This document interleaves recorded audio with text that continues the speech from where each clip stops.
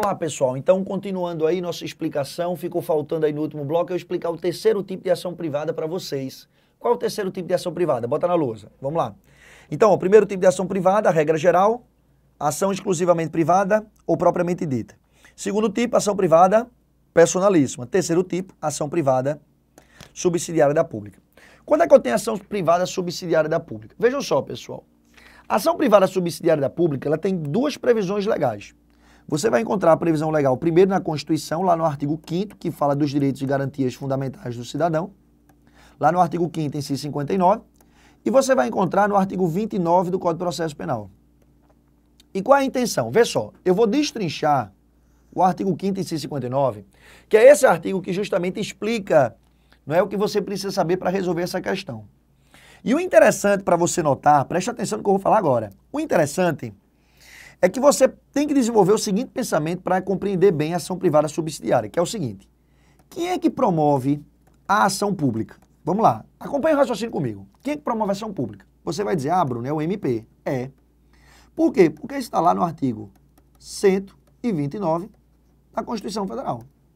A Constituição Federal vai estar lá dizendo no artigo 129, inciso 1º, particularmente, que compete ao Ministério Público promover a ação penal pública. Correto? Correto. Olha o que acontece, no entanto, quando você pega o artigo 5º, inciso 59.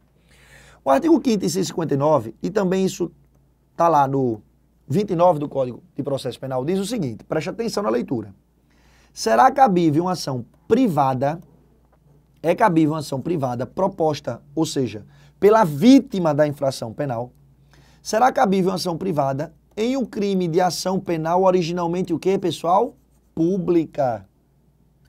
Se o Ministério Público não, olha agora, não, eu vou até destacar isso aqui com outra cor, para ficar mais claro para vocês.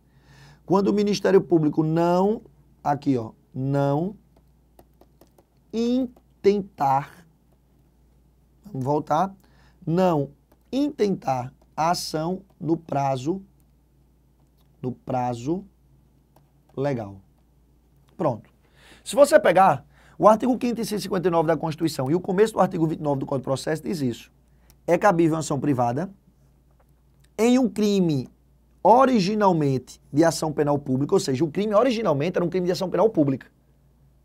Mas o Código está permitindo, a Constituição está permitindo que você promova uma ação privada em um crime que originalmente é de ação penal pública, se o Ministério Público, no prazo legal, ele não fizesse o quê? Não intentasse a ação.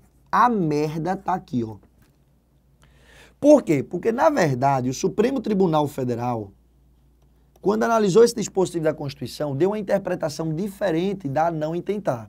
Porque, vejam só, nós já vimos que quando o inquérito policial é finalizado, vamos imaginar que eu tenho um inquérito policial que apura um delito de estelionato. Estelionato é que tipo de ação? Pública incondicionada. Bruno, como é que eu sei? Eu olho o tipo penal do estelionato, ele não fala nada a respeito de que tipo de ação penal é o estelionato. Se ele não fala nada, pública incondicionada. Beleza.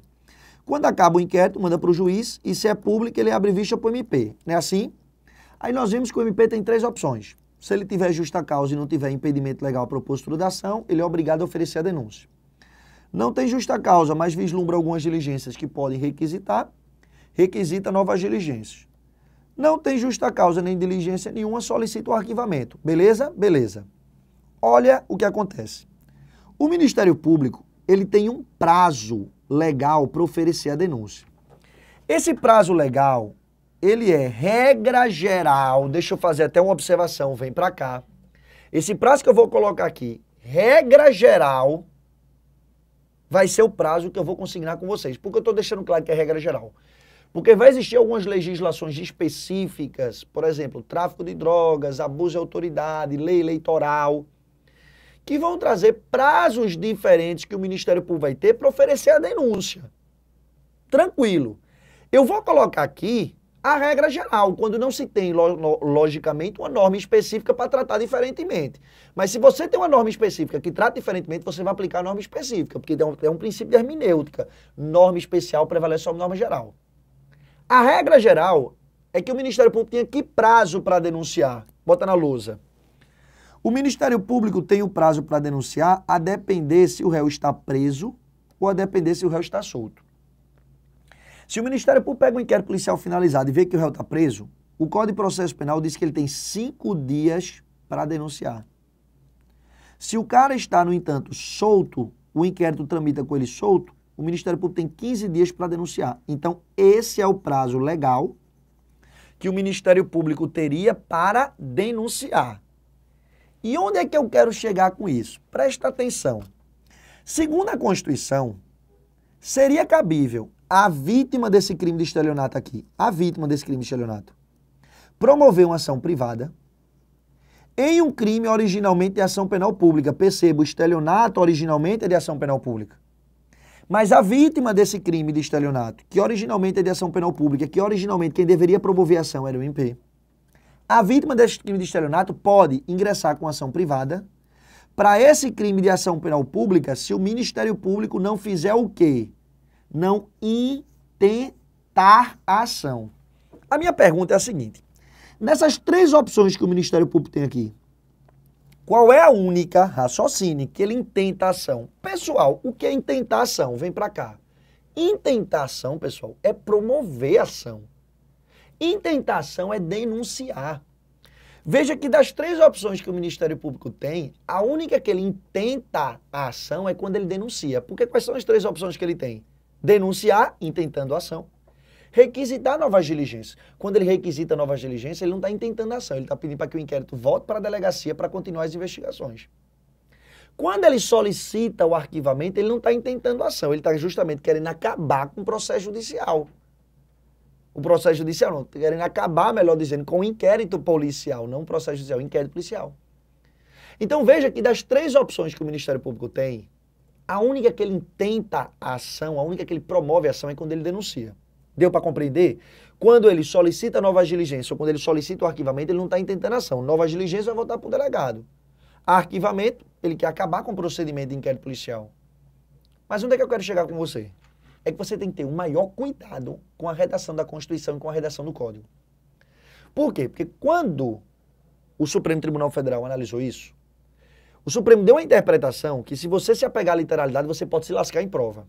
Que é a seguinte, preste atenção, bota aqui na lousa. Olha, das 3 opções, a única que ele intenta ação é quando o Ministério Público denuncia, correto? Qual o erro que você poderia incidir aqui? É que você pode pensar, se no prazo legal o Ministério Público não intenta ação, a Constituição está dizendo que cabe o quê? Ação privada subsidiária da pública. Diante disso, você poderia pensar o seguinte, se no prazo legal que o Ministério Público tem, qual é o prazo legal? 5 dias já é o preso, 15 solto.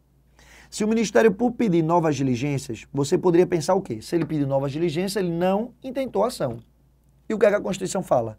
Se ele não intentar ação, cabe ação privada subsidiária da pública. Deu para entender? Pela literalidade da Constituição, você poderia pensar que quando ele pede novas diligências, ou quando ele pede arquivamento, compreendam, ele pediu arquivamento, pediu novas diligências. Diz a Constituição, ele não intentou ação.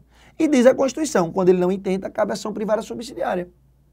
Então, do jeito que está na Constituição, dá margem a você entender que diante de um pedido de novas diligências por parte do Ministério Público e diante de um pedido de arquivamento, a vítima do crime de estelionato poderia ingressar com ação privada subsidiária da pública, o que não é verdade. Por quê? Porque quando o Supremo interpretou não intentar, o Supremo disse, na verdade, não é quando o Ministério Público não intentar. Só cabe ação privada num crime de ação penal pública quando o Ministério Público, no prazo legal, grava essa palavra aqui, ó. Ele for inerte. Essa é a palavra, amigo. Na verdade, só vai ser possível a vítima promover uma ação privada nesse crime de estelionato se nesse prazo legal de 5 dias já é o preso, 15 solto, o Ministério Público se mantiver inerte, ou seja, ele não se manifestar. Ele nem denunciou, nem pediu novas diligências e nem pediu arquivamento. Porque se você disser, Bruno, no prazo legal o Ministério Público solicitou novas diligências, ou se ele solicitou arquivamento, eu pergunto, ele foi inerte? Não, ele se manifestou. Se ele se manifestou, diz o Supremo, não cabe ação privada subsidiária da pública. Aí você pode olhar para mim e dizer assim, Bruno, vem para cá. Bruno, por que você então já não explicou dessa forma, rapaz? Não é? Você poderia pensar, por que você não já disse quando tem não intentar que eu lesse inerte? Por que você não já disse isso? Que, na verdade, só cabe ação privada subsidiária da pública se o Ministério Público for inerte no prazo legal. É porque, pessoal, às vezes a banca repete do jeito que está na Constituição. E se a banca repetir do jeito que está, dizendo cabe ação privada em um crime de ação penal pública, se no prazo legal o Ministério Público não intentar ação, você não vai dizer que está errado, não. Você dizer que está certo. Porque se ele repetir do jeito que está na Constituição, você disser que está errado, a banca vai chegar para você e vai justificar, dizendo, meu amigo, mas está na Constituição assim. Aí você diz, mas a interpretação não é essa. Não importa, está na Constituição assim. Então, muitas vezes, você tem que saber do jeito que está na Constituição, porque se repetir do jeito que está, você vai dizer que a redação está certa. Agora, sabendo que a interpretação do Supremo, na verdade, não é quando o Ministério Público não intentar, não é quando o Ministério Público não promover, é quando o Ministério Público for inerte no prazo legal. E é justamente esse pensamento que te resolve a questão. Bota na lousa. Olha o que aconteceu. Ele dizia que o procurador da República, membro do Ministério Público Federal, teria formulado um pedido de arquivamento. Se ele pediu arquivamento, ele não foi inerte, amigo. No prazo que o procurador da República, que o Ministério Público tinha para se manifestar, ele se manifestou, ele pediu arquivamento. Aí ele diz, ante o pedido de arquivamento de inquérito policial formular tempestivamente, foi no prazo. Ele deixou claro aqui que foi tempestivamente, porque se fosse fora do prazo, aí teria transcorrido o prazo e o Ministério Público não teria se manifestado. Aí caberia ação privada subsidiária. Mas no prazo que ele tinha, tempestivamente ele pediu arquivamento. Se ele pediu arquivamento, ele não foi inerte. Se ele não foi inerte, não cabe ação privada subsidiária. Aí ele dizia, ante o pedido de arquivamento de inquérito policial, formulado tempestivamente pelo Procurador da República, Paulo, vítima do delito previsto no artigo 171, parágrafo 3º do Código Penal, ingressa com a queixa subsidiária, ou seja, com ação privada subsidiária da pública, a qual deverá ser normalmente processada como ação penal de iniciativa privada. Falso, não vai ser normalmente processada. Porque num caso como esse, o juiz faria o quê? Rejeitaria a ação privada subsidiária, porque não seria cabível. Então a questão 7 está falsa. Beleza, pessoal? Matamos mais uma questão, finalizamos o assunto ação penal. O que é que a gente vai fazer agora? Ó, a gente vai começar agora, pessoal, um novo assunto. Nós vamos começar agora o assunto, olha aqui, ó, competência. Bruno, vem pra cá, ó. E competência está tratada a partir de onde e até onde? Vamos lá, vamos começar o nosso terceiro assunto, a nossa terceira revisão aqui. Você vai dizer primeiramente o seguinte, competência, quais são os artigos que no Código de Processo Penal eu tenho que dar uma lida? Competência, pessoal, está tratado, anotem já, competência está tratado do artigo 69 do Código de Processo até o artigo 91. Do 69 ao 91, o Código de Processo fala de competência. Eu te sugiro que você dê uma lida nesses assuntos, né, nesses artigos, mais propriamente de competência, para você ter uma visão geral. A gente vai tentar ao máximo aqui fazer uma revisão geral do assunto competência para vocês. Tá? Mas eu estou te passando aqui os artigos que vocês vão ter que estudar, porque competência é muito cobrada na prova da OAB, muito. E se você pensa numa eventual segunda fase de penal, não é? Se você pensa numa eventual segunda fase de penal, na segunda fase, vez por outra, é cobrado questão de competência também. O assunto competência também na segunda fase de penal é muito cobrado. Então é um assunto que vale a pena você parar um pouquinho e estudar. Então vamos lá, Bruno. Competência está tratado do 69 ao artigo 91. E o que é que eu preciso saber de competência? Vamos lá, lousa. Vamos lá. A questão número 8 diz o seguinte. A competência no processo penal será determinada de regra pelo lugar em que se consumar a infração. Ou, no caso de tentativa, pelo lugar em que for praticado o último ato de execução. Certo ou errado? E aí, José? Vem pra cá, ó. Pessoal, vê só. Na verdade, a questão está querendo cobrar de vocês a competência de foro territorial. O que é o foro territorial? É o local em que eu devo ingressar com minha ação. Qual é o foro territorial competente? Quando eu falo em foro, aqui a questão está querendo saber, no âmbito estadual, para você se familiarizar melhor com a expressão, no âmbito estadual, foro é sinônimo de comarca. Em outras palavras, a banca está querendo cobrar de vocês em que comarca se deve instaurar uma ação penal. Se for em âmbito federal, a gente não chama de comarca, a gente chama de seção judiciária. Então a banca quer saber de vocês basicamente o seguinte, no âmbito estadual, em que comarca eu devo ingressar com minha ação? No âmbito federal, em que seção judiciária eu devo ingressar com minha ação? Deu para entender? Então vamos lá. Você tem no Código de Processo Penal uma regra. Você tem uma regra e você tem algumas exceções, algumas particularidades que fogem um pouco dessa regra geral. Eu vou tentar passar para vocês aqui a regra, tá? E vou trazer algumas exceções importantes a essa regra geral. Onde é que está a regra geral do Código de Processo a respeito do foro territorial competente? Está lá no artigo 70 do Código de Processo. O artigo 70 responde essa questão. O artigo 70 diz que, como regra geral, no processo penal você deve instaurar o seu processo em que local? No local em que o crime se consumou. O local em que o crime se consumou é, regra geral, o local em que eu devo ingressar com minha ação. Aí você diz, Bruno, mas em prova só cai assim, é? O foro territorial competente é o local em que a infração penal se consumou. É só dessa forma? Não. Às vezes a banca, para te complicar, ela pergunta qual é a teoria que foi adotada pelo Código de Processo Penal para a delimitação do foro territorial competente. E qual é a teoria? A teoria, pessoal, quando o Código adotou no artigo 70 o local da consumação do delito, a teoria adotada pelo Código de Processo foi a teoria do resultado. Se cair na tua prova, qual foi a teoria adotada pelo Código de Processo Penal para a delimitação do foro territorial competente, foi a teoria do resultado do delito. O que significa dizer? O resultado do delito é a sua consumação. O local em que o crime se consumou é o local em que eu devo instaurar o meu processo. Então, se a consumação é o resultado, o Código de Processo Penal adotou a teoria do resultado como regra geral para a delimitação do foro territorial competente. Mas como eu disse a vocês, o Código de Processo Penal traz uma regra, mas tem algumas exceções que a gente tem que tratar. E a primeira exceção, a questão também trouxe, tentativa. No caso de tentativa, eu não posso dizer que eu vou instaurar o meu processo onde o crime se consumou, por uma impossibilidade lógica.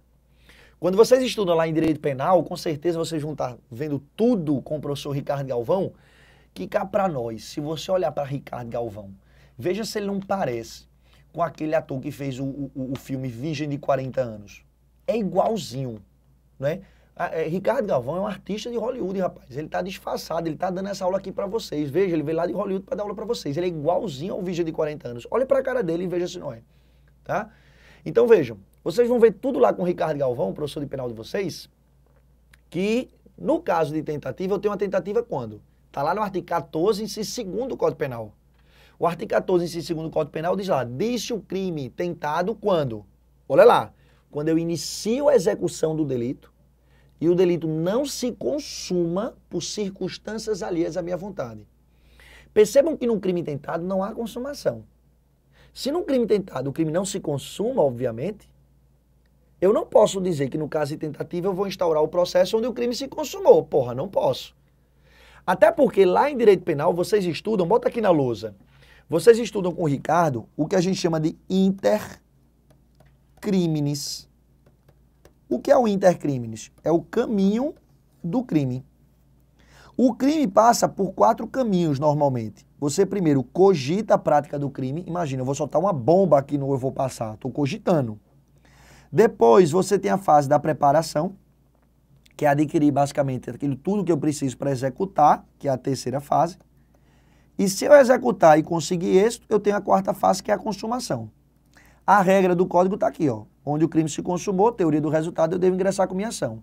Sendo que na tentativa, a tentativa eu inicio os atos de execução, mas o delito não se consuma por circunstâncias alheias à minha vontade. Se o crime não se consuma e na tentativa não há consumação, aí o código diz, e se o crime for tentado, eu ingresso com minha ação onde? Qual será o foro competente? Aí o código antecipa. Na tentativa, diz o artigo 70, na tentativa, quem vai ser competente? O juízo do local em que foi praticado o último ato de execução. O local em que foi praticado o último ato de execução será o competente para processar e julgar esse caso aqui de tentativa, tá? Então, olha o que a questão dizia.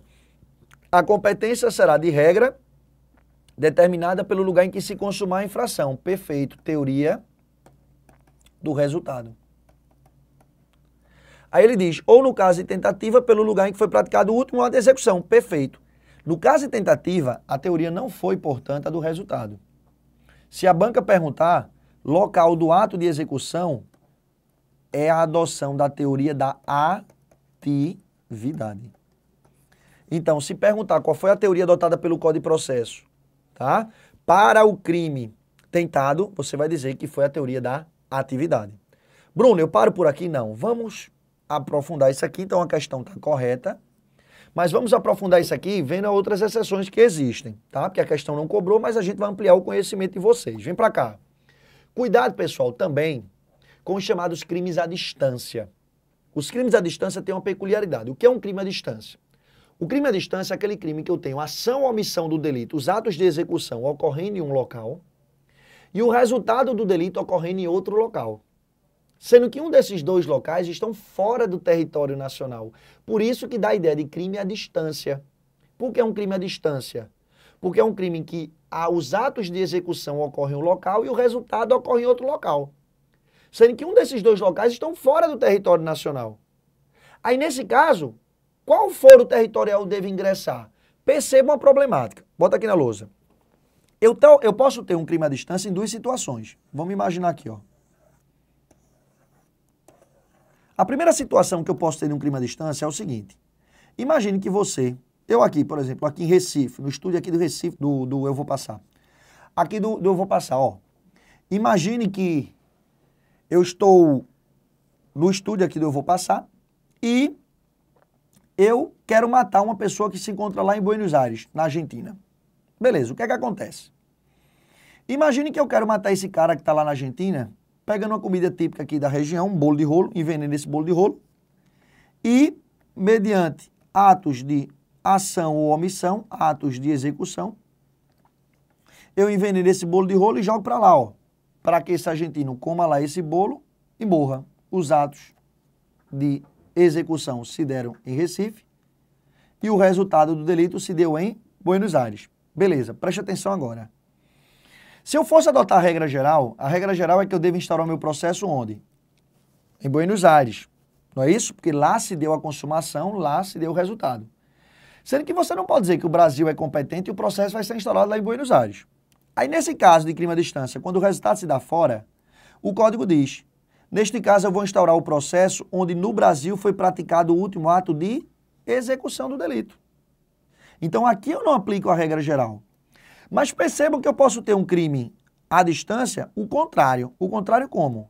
Eu estou aqui em Buenos Aires e um argentino quer agora pegar uma picanha e envenenar e pegar essa picanha envenenada e mandar para cá, para aqui em Recife, no estúdio aqui do Eu Vou Passar na OAB, eu como e morra. Aí perceba o seguinte, ó. Os atos de execução se deram agora onde? Lá na Argentina. Mas eu vim comer e morrer onde? Aqui em Recife. Então o resultado se deu aqui. Aí aqui não tem problema. Porque aqui eu posso adotar a regra geral. Porque a regra geral vai me dizer o quê? Que se o resultado se deu, se a consumação se deu em território nacional, eu vou instaurar o processo aqui em Recife. Então perceba que no crime à distância o que interessa você saber é o seguinte. O que é que se deu no Brasil? Foram os atos de execução ou foram os atos de consumação e resultado? Porque se a execução começou aqui e o resultado se deu fora, será competente aqui no Brasil onde se deu a execução. Se a execução se deu fora e a consumação se deu aqui no Brasil, será competente onde se deu a consumação aqui no Brasil. Essas regras dos crimes à distância consta lá do artigo 70, parágrafos 1º e parágrafo 2º do Código de Processo Penal. Outra exceção, de certa forma, outra peculiaridade que você tem que saber para efeito de prova. Cuidado se a banca perguntar para vocês qual é o foro territorial competente nos chamados crimes permanentes e nos crimes continuados. Crimes permanentes e crimes continuados, pessoal, a regra para esse tipo de infração está lá no artigo 71 do Código de Processo. E qual é o detalhe? Se você for pegar e observar o que é um crime permanente, vamos lá, vem para cá. Crime permanente é aquele crime que sua consumação se prolonga no tempo. Crime permanente é aquele crime que sua consumação se prolonga no tempo. O exemplo clássico da doutrina é o crime de sequestro. Crime de sequestro, a todo tempo que você está sequestrando a pessoa está sendo privada de sua liberdade, o crime está se consumando. E qual é a bronca para o crime permanente? Que a mesma regra se aplica também para o crime continuado, que está lá previsto no artigo 71 do Código Penal. O crime permanente e o crime continuado, eu aplico o mesmo critério. Qual o critério? Prevenção. O que é prevenção e por que eu aplico a prevenção? Bota aqui na lousa. Porque imagina essa hipótese. O cara é sequestrado aqui em Recife e é levado até o interior do estado, até Petrolina. O cara foi sequestrado em Recife e foi levado até Petrolina. Se você parar para perceber, por todas as comarcas em que essa vítima passou, de Recife a Petrolina, o crime se consumou. Eu passo por diversas comarcas, entre elas Serra Talhada, que é um interior que tem aqui no estado de Pernambuco, Salgueiro, que é outro. Então imagine que o cara foi sequestrado em Recife e foi levado até Petrolina, no exterior do estado, passando por Serra Talhada, passando por Salgueiro. Eu pergunto, por onde é que essa infração, esse sequestro se consumou? Por todas as comarcas em que a vítima passou. Por quê? Porque quando a vítima estava em Recife, ela estava sendo privada de sua liberdade? Estava. Quando ela estava em Serra Talhada, ela estava sendo privada de sua liberdade? Estava. Quando ela estava em Salgueiro, ela estava sendo privada de sua liberdade? Estava. Quando ela estava em Petrolina, estava sendo privada de sua liberdade? Estava. Aí qual a merda? É que se eu for adotar a regra do código, o código diz, eu devo instaurar o processo onde o crime se consumou. Aí quer dizer que eu vou instaurar um processo em Recife, um processo em Serra Talhada, um em Salgueiro, em Petrolina? Não é assim. Por isso que se cobrar qual foi o critério adotado para os crimes permanentes e para os crimes continuados, você vai dizer prevenção. O que é prevenção? É que você aqui vai dizer que quem vai ser competente? O juízo prevento. Quem é o juízo prevento? Vem para cá. É aquele juízo, pessoal, que primeiro se antecipou aos outros na prática de um ato, o tornando prevento. É aquele que primeiro se antecipou aos outros, demonstrando que com isso foi o que primeiro tomou conhecimento da infração. Porque esse critério da prevenção, que está lá no artigo 83 do teu Código de Processo Penal, o critério da prevenção eu utilizo quando a princípio eu tenho mais de um juiz que é competente para apreciar a causa. Como aqui. Aqui eu posso ter Recife, Serra Talhada, Salgueiro, Petrolina, qualquer deles pode julgar a causa. Agora, qual vai julgar? O que primeiro se antecipar aos outros. O primeiro que se antecipar aos outros na prática de um ato, não é? O tornando prevento, aí então vai ser competente para processar e julgar. Nesse exemplo, vamos imaginar que foi o juiz lá de Serra Talhada que primeiro tomou conhecimento do sequestro e decretou a preventiva dos acusados. Veja que esse juiz primeiro se antecipou aos outros. Então o juiz de Serra Talhada vai ser o competente para processar e julgar a infração. Tranquilo? Então cuidado com esses critérios de competência, porque isso vai ser cobrado na tua prova. Beleza, pessoal? Sopinha no mel, fácil, fácil. Bota na lousa aqui, responder mais uma questão. Vejam, essa questão a gente já pode também matar, ó. Olha o que diz a questão número 9. Tratando-se de infração continuada ou permanente, praticada em território de duas ou mais jurisdições, a competência afirmar-se-á pela prevenção. Certíssimo, artigo 71 do Código de Processo Penal. Também está certa a questão número 9. Então já matamos também a questão número 9. Beleza? Vejam, a questão número 10, o que é que eu vou fazer aqui? Vem para cá. Como o nosso tempo, no nosso bloco já está um pouco apertado e eu preciso de mais tempo para te explicar isso aqui, o que é que a gente vai fazer? Eu vou finalizar esse bloco por aqui. No próximo bloco a gente vem com a questão número 10 e mata mais algumas questões da tua prova aí, necessárias para você passar no teu exame da ordem. Tranquilo? Eu fico por aqui, um forte abraço e até o próximo bloco.